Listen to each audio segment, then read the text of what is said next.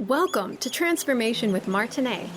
Martine Emmons is a transformational life coach who broke free from childhood abuse, sexual trauma, and overcame cancer to become a powerful force of healing and hope for others.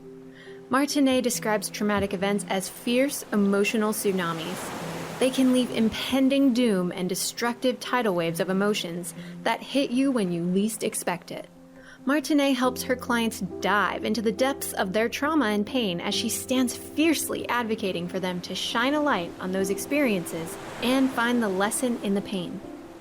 She serves as a beacon of hope that guides you to see the strength, lessons, and purpose that can be born from the pain. You can feel alive with purpose again when you awaken your dormant strength, step into your power with a sense of peace, and discover a new wave of hope with the right tools and support.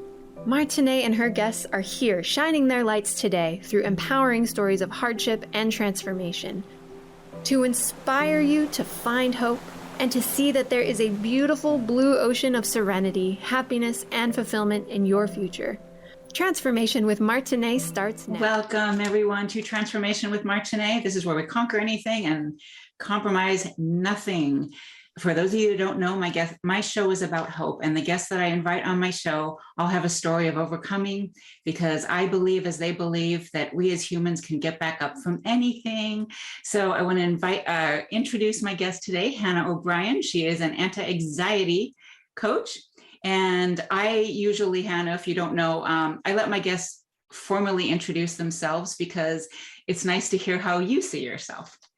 Yeah, absolutely. Thank you so much for having me on today. My name is Hannah O'Brien. I am a stress and anxiety coach and expert, and I work with clients on different fun and exciting ways to use different coping skills and thought reframing techniques to help reduce chronic or daily stress and anxiety. So I'm so excited to be here and share with you what I do. That's wonderful. I love that.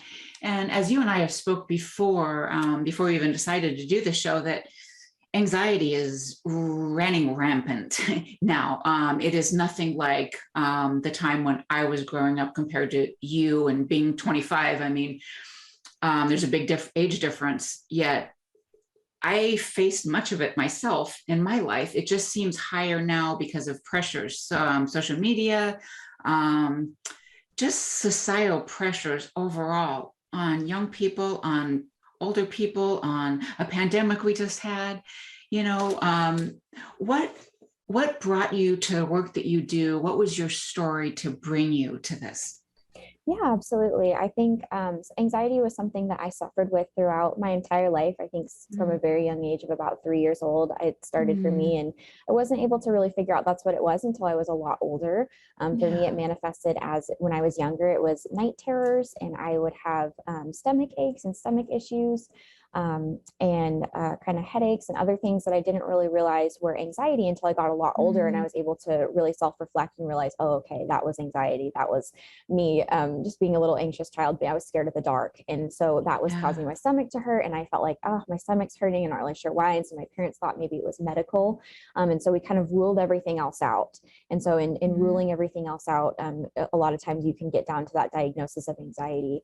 And it wasn't always constant in my life to the point where it needed to be diagnosed so early. It wasn't diagnosed until I was maybe in college, actually.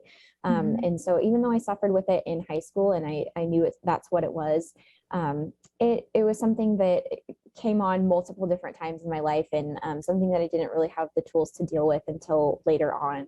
But when I did get into college and I started to have my first job and things like that, and started experiencing more stress and pressure, and I came down with an illness as well, I got more anxious and I started having more anxiety and more panic. And I started really getting stuck in these cycles of just negative thinking and negative thoughts. And really, it's easy to, when you get into that cycle, to keep thinking that way and to keep doing those things. And I just got to a point where I think I was having maybe anywhere from 20 to 40 panic attacks a day. And if you're an anxious person, that's a lot on anybody to be having that many in one day. And so I was just exhausted. I was barely sleeping. And I just thought to myself, this can't be it. I just thought there has to be something else. There has to be more hope. There has to be help that's available to me. And so I started looking. I started on the journey of, okay, who can help me? How can I get better? How can I fix this for myself? Because this is extremely uncomfortable. And so my first journey was just looking into therapy and, okay, let's go the traditional route. Let's figure out, does therapy work? Can I use therapy? And while I learned some great skills and some great thinking and some great behaviors in therapy, it just wasn't providing everything that I needed. So I went and looked at medication. I tried some different medication for a while, and that just wasn't helping as much as I wanted it to. And so I asked about coping skills. And I really asked, I said, is there somewhere that I can go that where somebody can teach me more coping skills, more thought reframing techniques, anything like that, where I can just better myself in my own time and really work on this. And my therapist was like, I don't really have more than a couple of the breathing exercises that I gave you. Let me talk to some other people and get back to you. And so she went and talked to the psychiatrist and the psychotherapist, and they were like, we really don't have anything more for you than just medication or what we have to offer. And so I thought, well, I'm on my own. The people who were supposed to have things for me didn't quite have things for me. So I'm going to have to figure this one out by myself. And so I just started looking at different coping skills, and I started really self-reflecting and journaling. And so my experience was going through and researching a coping skill, and then I would try it. Whether it was I would try it for that day or try it for a week, I would just kind of go through and be like, okay, I tried the rainbow method today, and that worked for my anxiety. It brought my anxiety from maybe a 7 to a 6.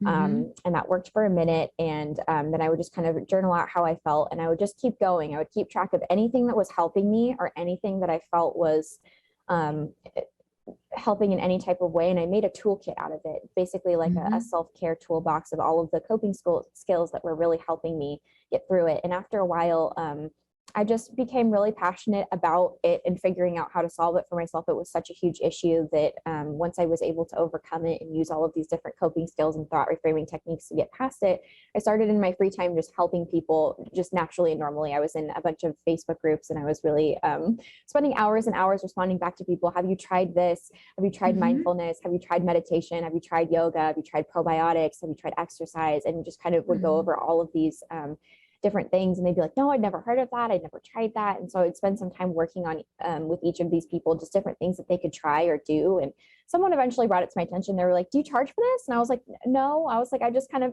sit here in my free time and kind of help people out when I have the time, because it just brings me so much happiness to feel like I can help somebody else from what I went through. And somebody was like, you should really make this into something. You should really try and create something into this. So that's when I looked more into certification and getting certified to be a stress and anxiety coach. And I am currently certified as a stress and anxiety coach management person. So I think that's really awesome.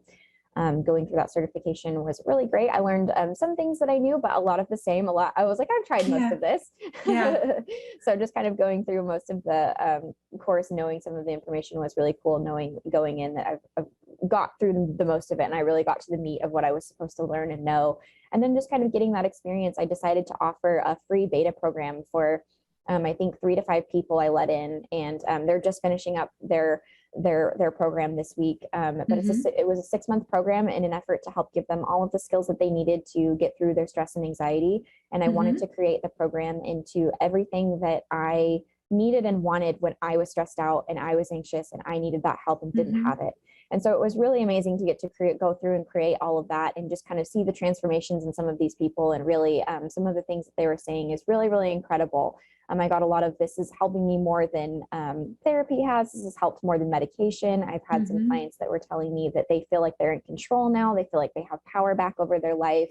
They feel like they have the skills that they need to get through life in a different way. They have a different outlook on life. And I just think it's such a powerful thing to help remind people that they're in the driver's seat and that they have control and that they're able to do these things. It's just, I am just a little nudge to help get them there. So it's been really incredible to get to see everybody's journey and to just see how much this has truly helped and how much of a need there really is for something like this. So it's been incredible to share, and I appreciate platforms like you allowing me to come on and speak about it, because it's so important to get that message out there. It is so important. It's a huge thing. That's what I remember mentioning that to you in the beginning. I work for, most people probably don't know, at least on here, that I work as a virtual executive assistant and paralegal for coaches and therapists, as well as being a coach myself. I love the work because I love supporting other women. And I've learned so much about all the different, whether it's anxiety, panic disorder, all these different things. But how would you just define anxiety itself? What is your definition? Yeah, anxiety. I think that most people experience anxiety in a normal form day to day. When I always like to use the example of public speaking, most people can conjure up a feeling of anxiety and kind of what that feels like, For thinking about sure. speaking in front of a group of maybe 1,000 people unprepared, not knowing what to Hmm. say, and you'll kind of Yeah. be able to conjure up that feeling of anxiety. And most people experience that day to day in different aspects of their life on a normal level, and that's okay. Being anxious is a normal feeling and emotion that most people will experience in their lifetime. Hmm. However, anxiety and having generalized anxiety disorder or GAD, is quite a bit different than somebody who just experiences just normal anxiousness. Having generalized anxiety disorder is going to mean that it's your brain is created a thought pattern in a way where your anxiety is going to be more chronic and it's going to be more long term, and it's going to happen maybe when there's nothing to be anxious about, and you might experience physical anxiety in your body where you're not really anxious about anything mentally in your head, but Hmm. you are physically anxious and you're experiencing the physical symptoms of anxiety. And so people who have generalized anxiety disorder generally tend to experience that, the physical symptoms, and then also they generally tend to experience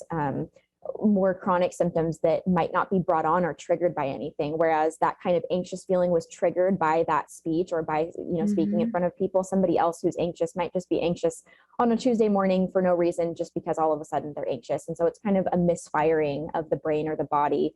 And so that's kind of some of the things that we work on, is how to get that autonomic nervous system to work with us instead of Hmm. against us, and how to not misfire in some of the same ways. So that would be, I think, really the difference between just what a normal anxious person would feel, just having just a normal amount of anxiousness, versus having Hmm. actual generalized anxiety disorder and feeling anxiety. Anxiety, that's itself is kind of an emotion of usually dread.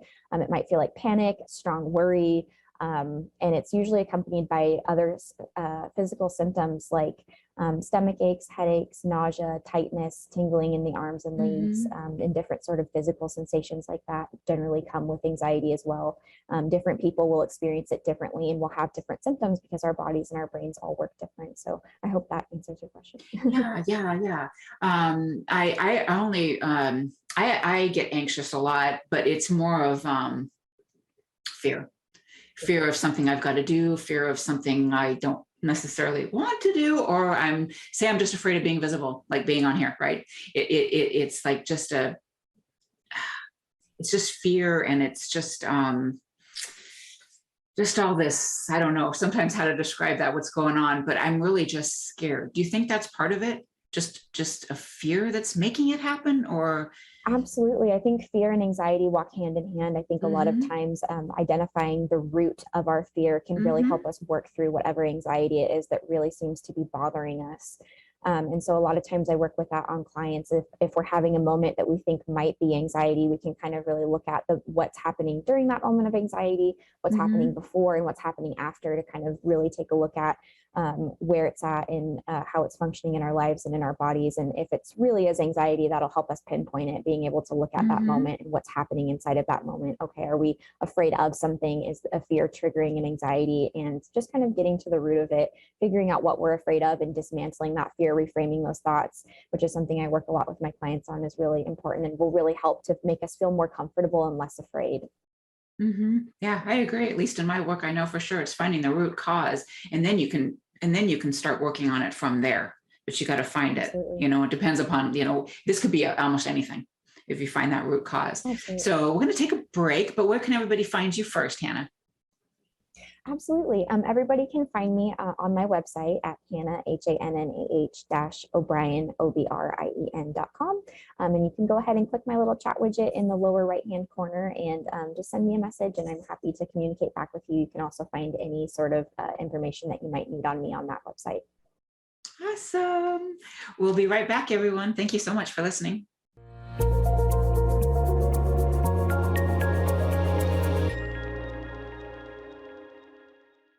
Welcome back, everyone, to Transformation with Martine, where we conquer anything and compromise nothing. My guest today is Hannah O'Brien, and we've been talking about anxiety, which is just, to me, wow, just like one of the biggest things that we need to conquer, right now, and have tools, which Hannah teaches to just really to get through life. I mean, because we have so many stressful moments, and gosh, in so many ways we're pulled in work, and just trying to make a difference in our lives, taking chances, taking risks, and it's scary. And that's, it seems to be when anxiety comes up for so many of us. So Hannah, we were talking about you being a coach, anti-anxiety coach. There are psychiatrists, there are therapists, there's so many different type of therapy. What definitions would you give? I am asked as a coach myself all the time, why should I see you in regards to a therapist? So what definitions would you give to, well, at least psychotherapy coach and psychiatrist? Yeah, absolutely. I think one of the biggest differences between myself just being an anxiety coach and really a therapist or a psychotherapist or even a psychiatrist is, or at least the way that was explained to me, is that therapists can really help you work on trauma and dive deep with you on your trauma and work on things like that in your childhood. And I really think they're great for that. And I think psychiatrists are really great for medication. They're able to prescribe medication, talk about medication with you, work on which one is going to be the best for you. And then psychotherapy, I usually use in tandem with my coaching. I might recommend it out or partner with somebody who does those things if I feel that that's needed. But as an anxiety coach, I'm able to dive a lot deeper with you. I'm able to really care about you. A lot of times when we go through the system of just normal therapy or psychiatry, they're really not able to dive too deep. They're not able to really kind of care about you as much as they'd maybe like to. And so with me, whereas you might go to a therapist and the therapist might tell you, you need to work on being mindful, you need to work on meditation, and you need to do some yoga. I'm going to be like, okay, I'm going to break those things down with you. How do I be mindful? When you go to the therapist, I feel like there's so many questions that you have coming out of it. They don't really give you, how am I supposed to be mindful? How often am I supposed to be mindful? How should I be practicing it? Where should I be practicing it? When should I be practicing it? Why does it work? What's the science behind it? All of these questions that we have in our head, we kind of don't get answered, and we're kind of just like, oh, okay, I'm supposed to be mindful. And so with me, the difference is that I give you all of that. I hold your hand through all of that. I give you accountability and support, and I'm able to really dive deep with you on that, okay, this is how we're going to be mindful. This is how often we're going to be mindful. This is what mindfulness is and what it looks like. This is the science behind it and why it works. This is how you can utilize it again in the future. And these are different types of mindfulness that you might need to use in different scenarios. And so I can really work with you and dive deep on these things that therapists and psychiatrists sometimes, just whether they don't have the time or they just have too many other clients and they just kind of can't get to that. I feel like that's a huge piece of what's missing in some of, at least some things that I've heard from my clients and some feedback that I get. And even myself going through that process, that was a huge piece of what I was missing, is somebody that cared, somebody that was really going to help me be accountable, that was going to hold my hand through this, that if I had questions I could ask. I'm also able to give wonderful recommendations. At the end of every session that I have with my clients, I give them links to products that they can use. I give them links to free resources every single time that they're able to utilize based off of the lesson and the things that we go over. And we're really able to talk about the whys, which is super important, because so often I would get people telling me, hey, you really need to meditate. Okay, why?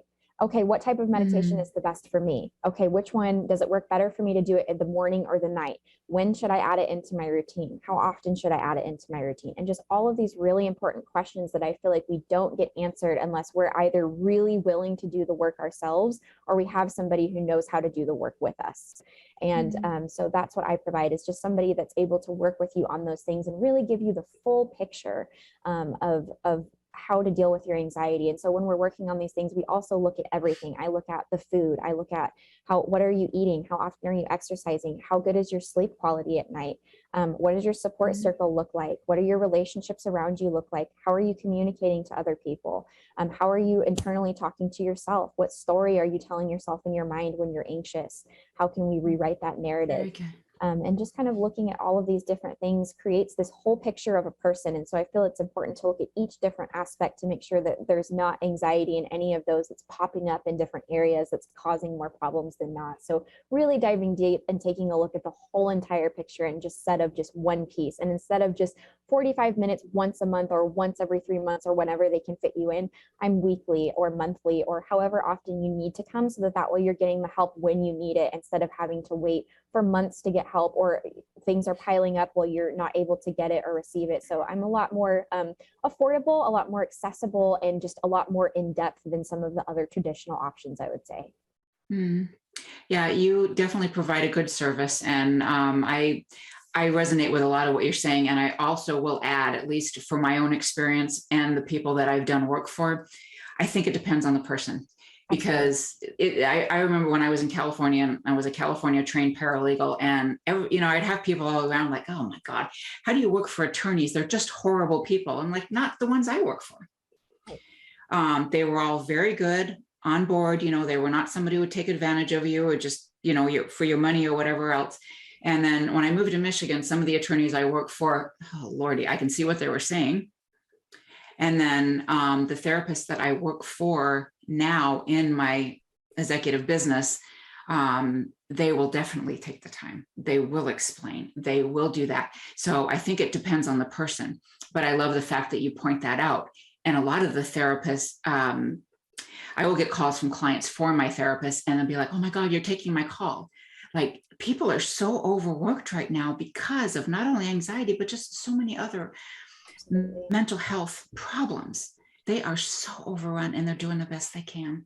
Absolutely. At least the ones I know are, but there's people in every area of work that may not be doing their best, but anyway, yeah, I do. And I one of the things I was told that, coaching was more about, okay, we've done all the work over here with the therapist, and now it's time, like, okay, I've learned all this. Now, what can I do with my life now? Absolutely. What can I do to move forward in a beautiful way, in the way that my soul's telling me to do?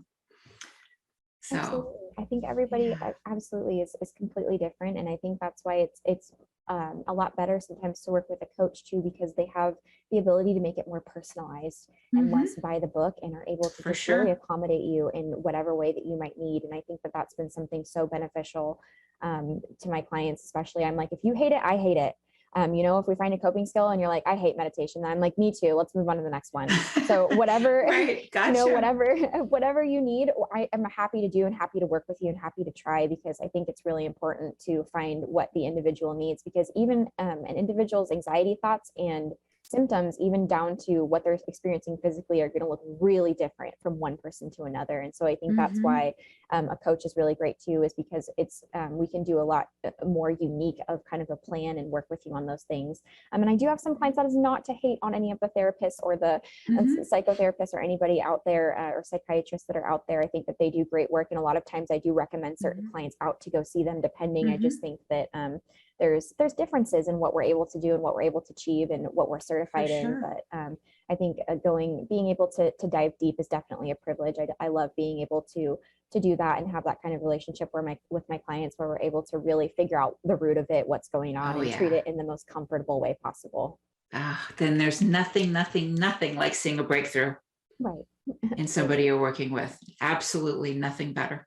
Oh my gosh, I love it. I love it.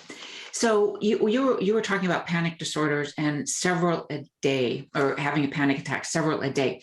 I know this is huge for a lot of people, because sometimes you don't know. And I've been lucky in my life twice. It's happened to me. It almost feels like, and I've never had a heart attack either, but it's almost like what I was thinking was something like that is almost happening to you. Like you can't get control. So what happened to you? Like, what did you do as such a young person? What did you do in those times? Absolutely. And what happened to me the most is when I was going through my health anxiety and we really didn't know what was going on. And so for me, that's a lot of what was coming up is, oh gosh, I don't know what's wrong with me. The doctors don't know what's wrong with me. I'm in pain. It's not going away. Is this going to be forever? Is this going to be for the rest of my life? And so those were some really scary thoughts. Those were some really scary things to consider and to think about, and a really scary place to be stuck in. And so for me, when my stomach hurts, I get anxious, and that was a vicious cycle. My stomach would hurt, I would get anxious, and then because I was anxious, my stomach would hurt. And so it was just kind of figuring out a different way to break up those cycles and to really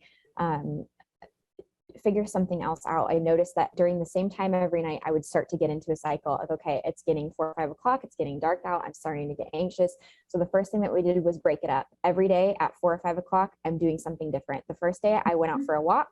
The second day I decided to play a video game or a little game on my phone. The third day I decided I was going to do a meditation. The fourth day I took a shower. And each day I switched it up and I did something else during that time, until about a week later, I wasn't experiencing anxiety at that time anymore, because I had switched the cycle enough to where I was able to get myself out of it. That combined with thought reframing was just absolutely vital to me. It was looking at what is my best case scenario here, what is my worst case scenario here, and then what's my middle case, what's the most realistic thing that's going to happen, and really just recognizing that most of the things that I was worried about were not based in reality. And that's to say that I was telling myself a story. And a lot of times that's what anxiety is we're telling ourselves a story. In my head, I'm telling myself it's not going to get any better. I'm not getting any better. I'm really sick. I don't know what's wrong with me. I'm really scared. And so I'm telling myself all these things that are really scary in my head, but reframing them into a way of, okay, I know I don't know what's wrong, but I am getting better. I am getting help. I'm doing all the right things. I'm taking care of myself to the best of my ability, and I'm going to get better. Just using those techniques to reframe my brain and then cope in the meantime were just absolutely invaluable in getting through it. Yeah, that's really beautiful. And it's wonderful that you had that, innate sense of how to care for yourself, like you listen to your intuition. Absolutely. I think that's super important. I think when we have anxiety, it's kind of between our anxiety and between our intuition. So that's one of my newer units that I work with my clients on, is differentiating between anxiety and our intuition. But starting with self-reflection is really important. If you feel like you're anxious or you have anxiety or you're worried about some of your symptoms, start writing down what's helping, what isn't, what times it's happening on a scale of 1 to 10, how much it's bothering you. And that'll help therapists take a look at it. That'll help a life coach or an anxiety coach like myself help you take a look at it. And that'll even just help you see on paper how things are going day to day, because sometimes we think yesterday was worse than it actually was, because we'll be like, oh, yesterday was a 10 for sure. And I'll look back and it was like, oh, it was a 6 in the actual moment. And I was like, okay, so I'm telling myself that I'm in a little bit more pain than I actually think I am from the previous day. So actually being able to look at it and see, okay, no, it is getting better. You're able to look at things more objectively and kind of put that story that you're telling yourself aside and really take control over it and say, no, that's not what's happening here. This is the reality. This is what's happening. This is what's real right now. Should something become scary and real in the future, I know that future Hannah will have the confidence and the power and the ability to handle that when she gets there. And just putting your confidence and your trust in your future self to handle that, so that present you can be at peace and present you can handle the things that it needs to do to get it done and get through the day. Absolutely. I love that. That could be even, when you're talking about that, that just brings to mind, like if you're having food sensitivities, you're writing down what you eat and how, okay, so this day was not so good. Okay, well, what did I have? And just keeping track of those things, and it takes work, but it's worth it. It's worth it. Absolutely. It's solvable if it's worth it. Absolutely. Somebody like me can go from 40 panic attacks a day to 1 every 3 to 6 months now. It's absolutely doable. And these are all things that I use, just using thought reframing and coping skills to get myself to that point. So it's absolutely doable for anybody. I was the biggest skeptic. So if I could do it, really, I promise you anybody could do it. You're a little rock star. You're amazing. You really are. So we're going to take a break and we'll be back to talk about some skills.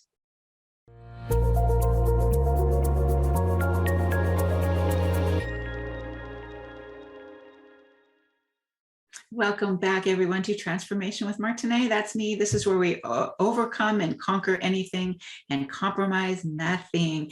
My guest today is Hannah O'Brien, and we've been talking about anxiety. So, Hannah, where do you think, where is the root of anxiety? Where does it start off? I know it's different for different people, but even just, I guess, the root for you. We've talked about your history a bit, but the root for you, and then where does it show up for a lot of your clients? Yeah, absolutely. I think the root is kind of different for everybody. For me, it started out in my childhood, but it was brought on by different things. Sometimes it was brought on by thoughts. And then as I got older, I realized that different panic attacks and things like that would happen for no reason. And those kind of scared me, because I was like, oh, okay, my body's anxious, but it shouldn't be. And that is kind of concerning at first when that first happens a couple times. And so identifying that root cause, I think, is really important. And just kind of being able to look at what's happening before, during, and after is always what I recommend for my clients. And that's where I start is, okay, when was your first event of anxiety? And okay, what happened before that first event? For me, an event that I really like to bring up was something that happened to me in high school. I used to get nauseous in the morning, and really, really nauseous. And I figured out it was anxiety by looking at it this way. We looked at, okay, so I start feeling nauseous about 8 o'clock in the morning, and 8 o'clock in the morning is, before school starts and all of these things. So let's look at beforehand. So we were looking at before, I'm not really eating breakfast. So that's one thing. So we were noting that down. Breakfast is coming and going and not as consistent. And we were looking at the sleep that I get the night before, and then also how much homework am I getting done on a Saturday and Sunday night, because for me, I was procrastinating all the way till Sunday and waiting till Sunday to get all my homework done. And then I'm really anxious Monday morning and my stomach feels nauseous, and then I'm not eating and my stomach's still feeling nauseous. And then I would go to school, and when I would get to school, I'd get a little bit better because I'd see my friends, and that kind of support, that kind of coping mechanism and skill was there. And so then I'd be like, okay, I feel a little bit better. And then when I eventually sit down at school, I'd get a little bit better, but I noticed there's still some anxiety. And some things that came to mind was I need to be more on top of it Saturday, I think, getting my projects done and really not procrastinating and waiting till the last second. And so then at school, I would be like, okay, during this moment, what's happening? I'd be like, I feel like I'm feeling anxious and sick to my stomach. I feel like I'm just feeling overwhelmed. I feel like I'm feeling like things are not getting done. And so I'd kind of just jot down the things that I was thinking and feeling. And then we also take a look at what happens afterwards.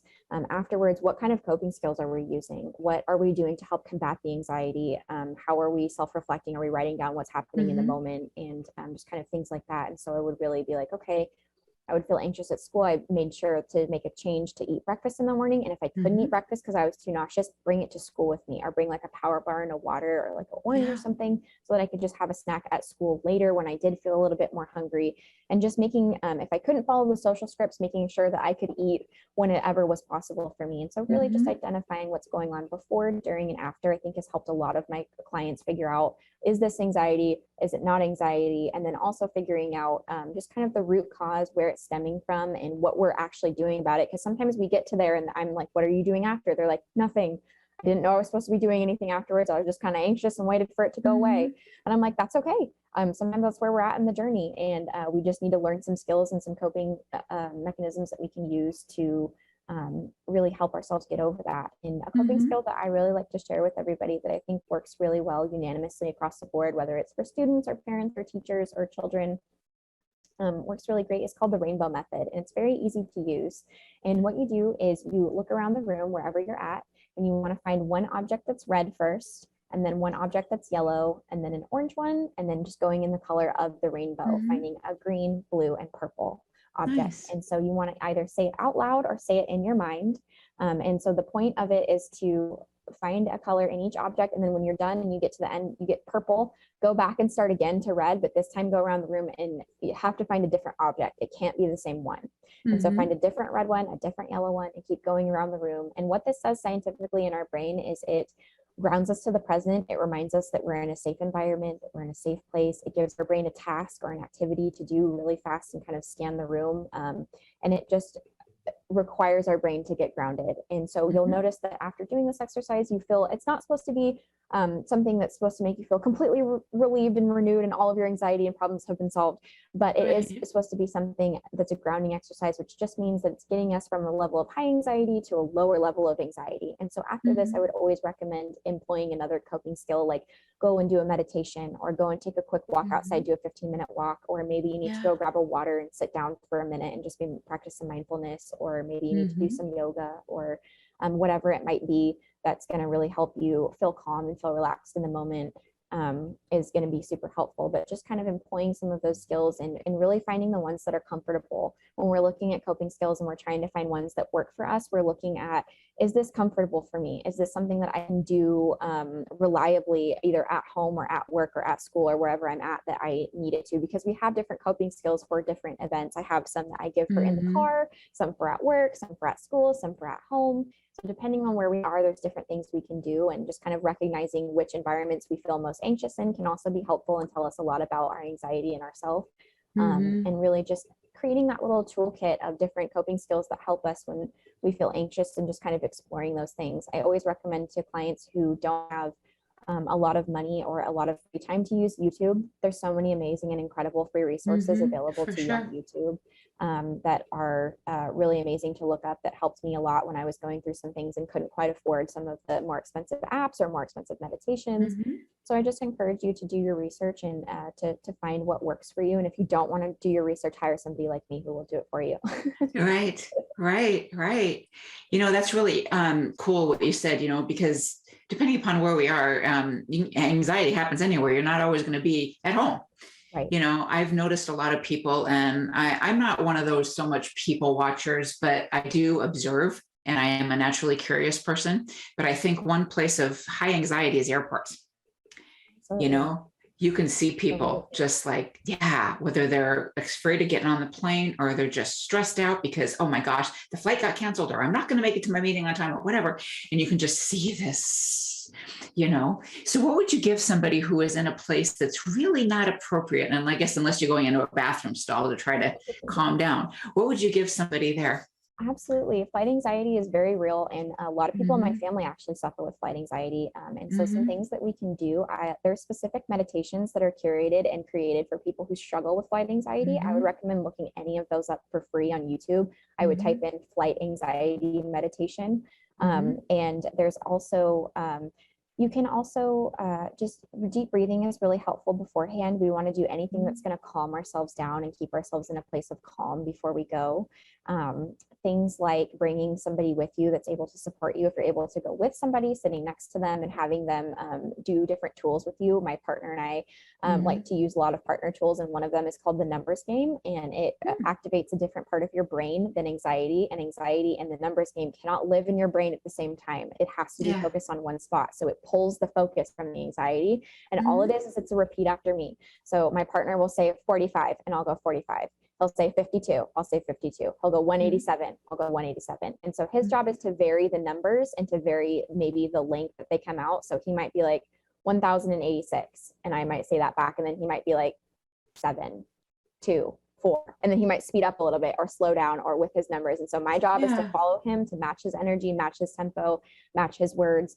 And so when we're doing that scientifically, what that does in our brain is it pulls the focus away from the anxiety. It forces us to focus on the numbers, and numbers in our brain live physically in a different spot than anxiety and emotions do. So it's turning on literally a different part of the brain and utilizing that and putting ourselves in a different spot in our brain.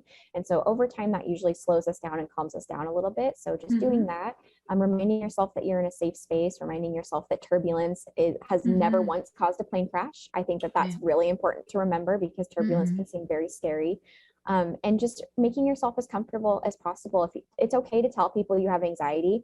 My father was on a flight recently, and he let people around him know that he was very anxious and uncomfortable. And the flight attendant got him a new spot. The person next to him moved over and offered him a water, and just people were just beyond nice and overly accommodating and just very helpful to then rather what he thought was going to go on. So have faith in the people around you. People want you to be comfortable. People are usually rooting for you and want the best for you. And if you need to let the flight attendant know that you're anxious or that you have flight anxiety, they might have something that they can do for you or something that they can recommend or help you out with, because they're there every day. They're on the flights all the time. So they're going to definitely be somebody that's going to be able to help you out as well. So just don't be afraid to ask for help, I guess would really be my last little piece, is don't be afraid to talk to the people next to you. Don't be afraid to ask for help. Don't be afraid to try to accommodate yourself, to make yourself the most comfortable possible that you can be on the flight.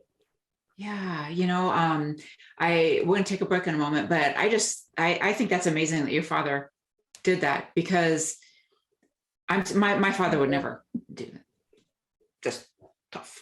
There's no way that he would even do that. So I just think that's amazing, especially for a man to be able to, be vulnerable enough to say, hey, I'm a little nervous.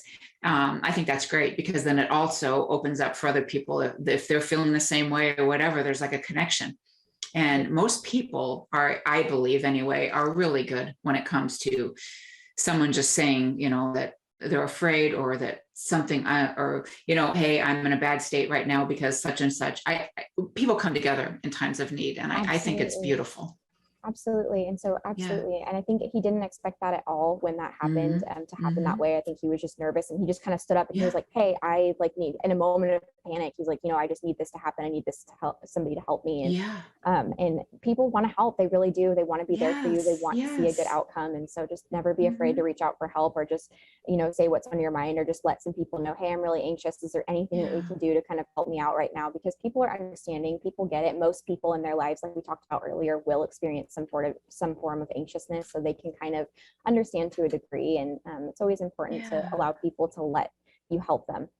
For sure. Absolutely. So before we go to break, where can people find you? Because you are very needed, my friend. Yes, absolutely. You can find me at hannah-o'brien.com. That's HANNAH-OBRIEN.com.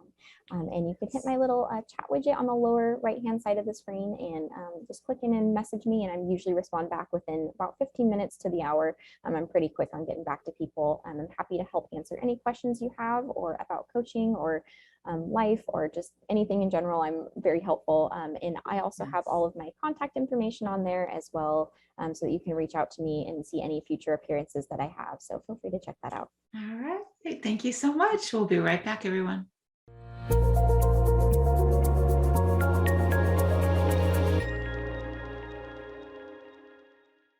Welcome back, everyone, to Transformation with Martine, where we conquer anything and compromise nothing. And my guest, Hannah O'Brien, and I have been talking about anxiety and tips and ways to deal with it and different types of anxiety. And one thing we didn't touch on, I guess, Hannah, is just for a brief moment, is social anxiety. I know that's big for a lot of people. It still is a thing for me. I'm such an introvert. Do you deal with people with social anxiety? Absolutely. A lot of people that come see me have social anxiety and just have a really hard time interacting with others. And I think that something that's really big that stems from that a lot of people I think are struggling with is they're trying to please everybody. They're really focused on what are other people thinking of me and how can I please them? And we just shouldn't be coming from that sort of mindset. And we need to be coming from the mindset of how can I put my best foot forward and present myself in the way that I want others to see me. And how do I want to make others feel when they're around me? And so those are the type of questions that we can be reframing for ourselves in our mind that are a little bit more helpful to have and a little bit more introspective that can help us really put out what we want to put out to other people. Because I think that's the biggest thing is people are afraid that they'll be misconstrued or that somebody will be mad at them. I always tell them that if you think somebody's mad at you, that is their problem. That is their emotional issue. And it has nothing to do with you whatsoever until they tell you, hey, I'm mad at you. Right. Now you're involved in the conversation. Now you can respond and react. But worrying about whether or not somebody's mad at you it's a waste of your peace. It's a waste of your time. And it's something that we all do. It's something that I'm guilty of myself every once in a while, but just reminding yourself that if they're mad at me, they'll tell me, and then I will deal with the situation as it comes. Right. And just reminding yourself that you are not expected to read everybody's mind, and that if you feel that somebody's mad at you, know that you have the power and know that you're worth it to communicate your feelings. Please know that you are worthwhile to communicate your feelings and that you're allowed to communicate your feelings. So if somebody is making you feel less than, or you're in a situation where I think a lot of times you're like, I'm being misunderstood right now, and you're panicking because you're like, oh, this person's misunderstanding me. That's not really what I meant to say. You can stop and say that. You can say, hey, I'm kind of panicking right now because that's not what I meant to say or how I meant to be understood. We don't have to follow the social script of doing everything perfectly and of not talking about our anxiety or not talking about our panic or not talking about what's going on. A lot of times I would get one of my biggest social anxieties was, well, what if I get anxious and I need to go out to my car to take my medicine or take a deep breath and people think badly of me because I got anxious and I needed to leave for a second. And I thought, well, do I really want to be hanging around people who can't handle it if I need to take 5 seconds to go outside and take a breath? No, I don't really want to be surrounding myself with those types of people. So I'm like, okay. And then I asked myself a second question. Do I think that the current people that I'm friends with and the current family members that I have would ridicule me or think badly of me for going outside to take a 5-second breather? Absolutely not. So I asked myself, what's the most comfortable way the next time that the situation comes up that I can handle this, that I can communicate that that's what needs to happen? And so I thought to myself, I'll say, okay, I'll just say, hey, you know what? Really easily, I'm feeling a little bit anxious. I just need to run out to my car really fast and do a quick breather, or run out to my car really fast, grab my medicine or grab something. You can even just say, I need to grab something from my bag. I'll be like, okay, no worries, see you in a minute. And you don't need to tell everybody. You can just let one safe person know where you're going so that they know, hey, they're out in their car. They'll be back in 5 minutes. They've got a timeline on you. They're in your brain. And then you can just go out, you can take a breather. That's okay. If you need to take a medication, if you need to do a breathing exercise or a grounding exercise, or just get some fresh air for a moment, or just remove yourself from the loud situation or whatever it might be and recollect, that's okay. You're allowed to do that. You're allowed to take a second. You're allowed to leave and come back. And nobody will think any differently of you. What I have to tell you is that most people are more concerned about themselves and what they're doing, and they're consumed with themselves. They Yep. could care less, or sometimes aren't even noticing what's going Yep. on with you, or if you're anxious, or anything like that at all. So a lot of times people need direct communication to really even know that that's how you're feeling, or that's what's going on. So practicing confidence and practicing putting your best foot forward, and just practicing being the person that you want to be with the people that you want to be with, I think is super important. And just realizing that you can even tell people too. I've told my friends recently, I went, you guys, I'm working on my social anxiety. I was like, I might be a little bit awkward today. I'm trying some new things out. I was like, but I'm working on being a little bit more social. I'm working on getting my personality out there a little bit more. And so if I seem a little awkward or weird, I'm trying some new personality traits. I'm trying some different things out today. So bear with me, and they all kind of laughed it off. And we kind of just, had a little laughable moment. And I was kind of able to address that and then feel normal and feel myself and move forward. So we don't, these types of things that we have in our head, feel free to say them out loud, tell people what's going on, tell people so that you can make yourself feel a little bit more comfortable in that moment. And just make yourself feel a little bit more comfortable. Communication solves a lot of social anxiety issues, and social anxiety, I think, just worries in the first place. It just encourage you to communicate more. It does. It does. And I think even we mentioned just a little bit before is I think vulnerability brings connection anyway. When you say, hey, I do feel a little weird or whatever the case, I think that's great because everybody can relate to that. Absolutely. And I remember someone telling me, or it's written everywhere as well, that what someone else thinks of me really isn't any of my business. Right. Absolutely. And that's a very freeing thing. I have my kids are 17, 21, and 23. And sometimes they're afraid one of my daughters often would be like, well, I don't want to go walking around. What if I see somebody just taking a walk? What if I see somebody that knows me? And I'm like, what if?